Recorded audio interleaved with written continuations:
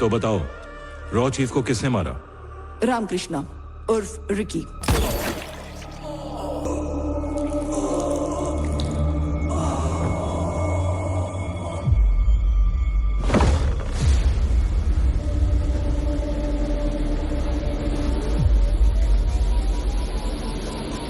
कल आइलैंड पर हुए बॉम्ब ब्लास्ट में उनकी मौत हो गई।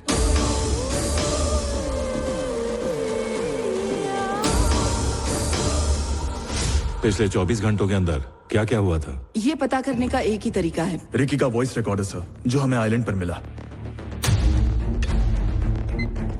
जब आप ये मैसेज सुन रहे होंगे शायद मैं इस दुनिया में ना रहूं। आपको पता है एक एजेंट का कोई चेहरा नहीं होता। ये दुनिया एक पल में अच्छे को बुरा और बुरे को अच्छा बना देती है, और बाकी दुनिया के लिए सच एक राज बन के रह जाता है। इसलिए मरने से पहले मैं आपको 3 लोगों के बारे में बताना चाहता हूँ, गॉड, डेविल और मैं। कौन है टारगेट? हफीज कादरी। इंडिया में 3 बॉम्ब ब्लास्ट इसी ने करवाए थे। इस ऑपरेशन का सक्सेस परसेंटेज कितना है मेहता? Only 5% ma'am. तो फिर ये बताओ हम ऐसे खतरनाक सुसाइड मिशन क्यों कर रहे हैं? इस मिशन का इंचार्ज डेविल है मैम।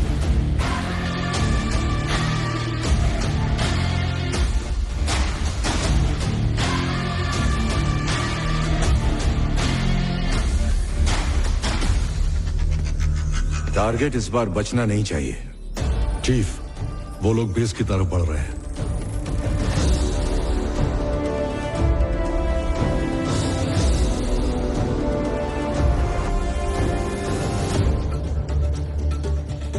प्रोफाइल मैच करो। यस चीफ, हम उसी पर काम कर रहे हैं।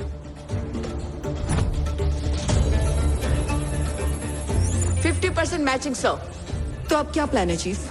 रुको, पहले हमारे एजेंट को कंफर्म करने दो। हमारे एजेंट ने आइडेंटिटी कंफर्म कर दी है चीफ। यस, यही है हफीज कादरी। लोकेशन लॉक करो। Yes chief, location lock. Am I clear to engage? Missile launch करने की तैयारी करो। Satellite 1, lock. Chief, target is on the move. Target के साथ हमारा एजेंट भी है। तकरीबन 1 हफ्ते पहले ही उससे बेटी हुई है sir. Missile ready to launch. 1, 2. Stop that! Abort the mission. I repeat, mission को रोक दो। सॉरी सर, मिसाइल लॉन्च हो चुकी है। 30 सेकंड में धमाका हो जाएगा।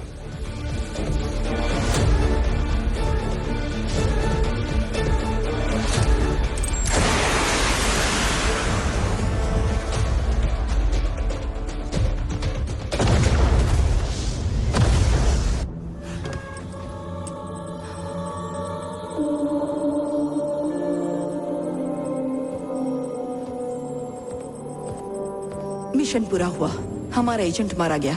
मुबारक हो चीफ। हमारे काम में जज्बात के लिए कोई जगह नहीं होती। जानती हो हमें तनख्वाह क्यों मिलती है? या तो खुद मर जाओ या दुश्मन को मार दो।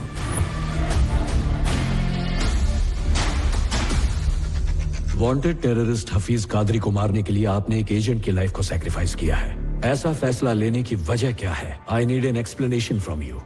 इस वक्त हमें टेररिज्म से इतना खतरा नहीं है। सबसे बड़ा खतरा अगर कोई है तो वो है सिंडिकेट।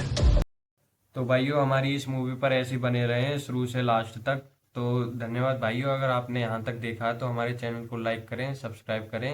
धन्यवाद। Syndicate? Yes ma'am.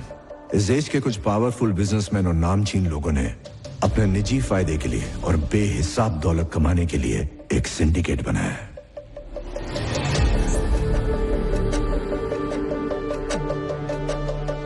Central minister Jaikishan के अंडर चिल्ड्रन न्यूट्रिशन फंड के नाम पर 25,000 करोड़ का घोटाला हुआ।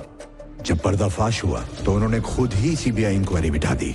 इस बात को 1 महीना भी नहीं हुआ था कि कोलकाता में ब्लास्ट करवाया गया।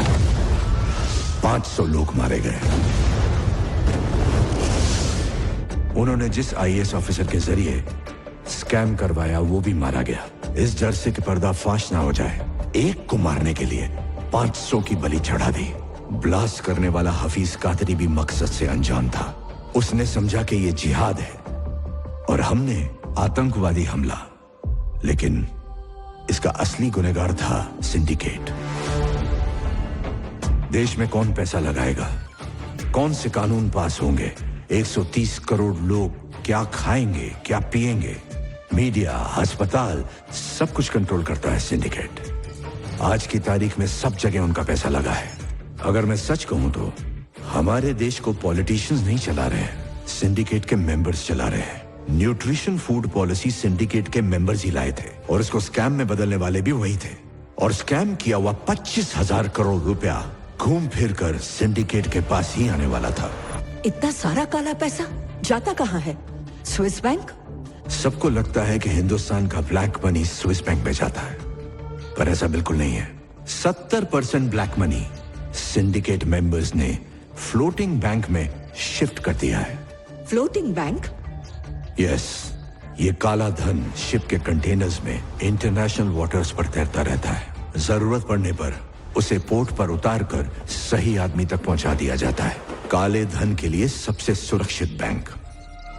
क्या मुझे बता सकते हो इस सब के पीछे कौन है? गॉड, सिंडिकेट का पावर हाउस। अगर हम इस पावर हाउस को ढूंढ लें तो सिंडिकेट को खत्म कर सकते हैं। हाल ही में पैसों से भरे सिंडिकेट के एक शिप को अफ्रीका की सरकार ने जब्त किया था। पलक झपकते ही ये गॉड वहां पहुंच गया और पूरी सरकार ही पलट दी।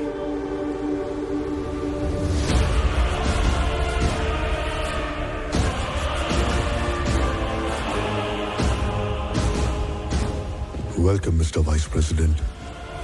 Thank you. मैं सरकार से उस कंटेनर को छुड़ाने की बात करूंगा, ओके? लेकिन आप मेरे बीवी बच्चों को कुछ मत करना। मेरी आपसे यही रिक्वेस्ट है, बस तू एक बार प्रेसिडेंट बन जा, मैं उन्हें आजाद कर दूंगा। तूने हमारे देश में आकर बहुत बड़ी गलती की है। तेरा शिप तुझे वापस नहीं देंगे हम। तुझे क्या लगता है वो शिप तेरे कब्जे में है? वो मेरी मर्जी से तेरे पोर्ट पे खड़ा है। उस शिप पर 3 लाख टन से भी ज्यादा RDX है। 2 दिन बाद तेरा प्रेसिडेंट पब्लिक में भाषण देगा, तब मैं शिप को ब्लास्ट करूंगा। तेरे प्रेसिडेंट के साथ साथ तेरा आधा शहर। क्या लगता है हमारी आर्मी ने चूड़ियां पहन रखी हैं? जिंदा नहीं बचेगा तू।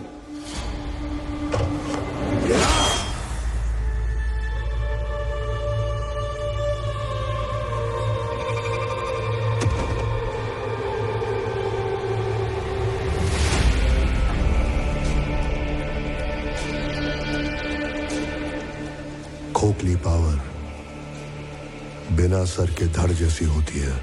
तेरे पास पावर नहीं थी, फिर भी तू फुदक रहा था। जिसके पास पावर थी वो कब चुप था? अगर मैं उसे प्रेसिडेंट बनाता तो जनता उसे नोच डालती। मुझे तेरी डेयरिंग पसंद आई जनरल। अब से हुकूमत तेरी चलेगी और सिक्का मेरा। उसने सरकार का तख्ता पलट दिया। ये तो सिर्फ एक किस्सा है जो हम जानते हैं। उसने अपने कदम बहुत से देशों में जमा रखे हैं, लेकिन हमारे पास कोई सबूत नहीं है। उसे आज तक किसी ने देखा तो नहीं है, लेकिन उसकी मौत का फरमान तैयार है। सिर्फ दस्तखत बाकी है। My agent is on the job.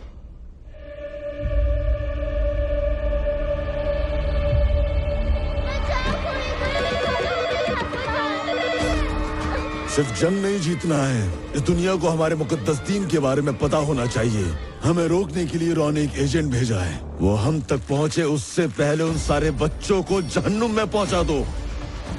नाराए तकबीर, अल्लाहू अकबर।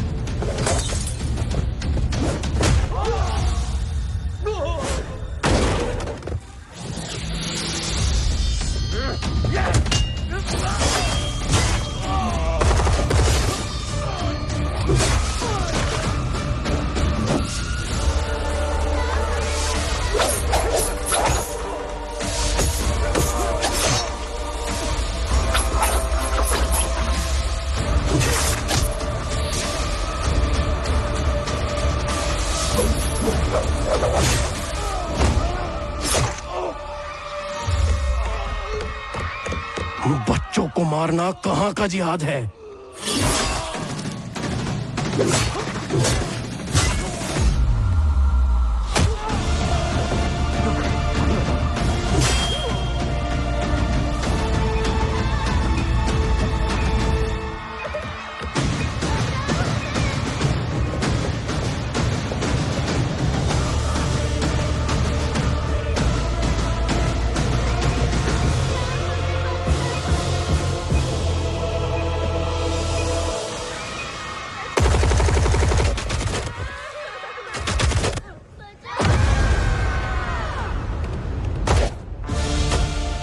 रिकी, तुम हमें बचाओगे ना?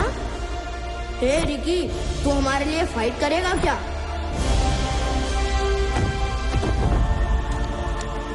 ओए उठ जा नालायक।